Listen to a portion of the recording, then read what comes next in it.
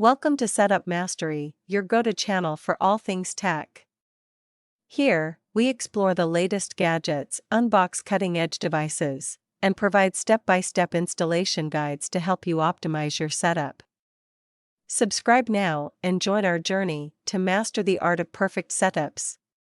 In this video, we'll take you through the complete setup process for the TP-Link TL-WR840N router. From unboxing to configuring your internet settings, we've got you covered. Let's dive in and get your new router up and running smoothly.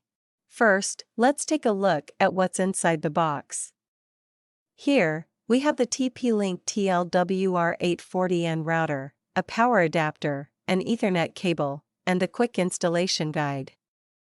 Make sure you have everything before we proceed. Now, let's set up the hardware. Connect the power adapter to your router and plug it into an outlet. Next, take the Ethernet cable from your modem and plug it into the WAN port on the router. With the hardware set up, connect your computer or mobile device to the router. You can use either Wi-Fi or an Ethernet cable.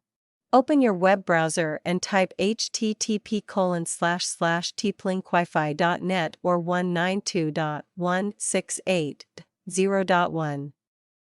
Log in with the default username and password, which are both admin. Once logged in, you'll see the quick setup wizard.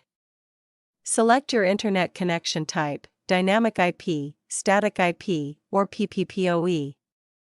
Enter the necessary details provided by your ISP.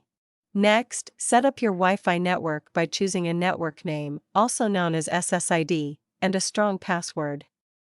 Save your settings, and your router will reboot. To access advanced settings, go to the main menu.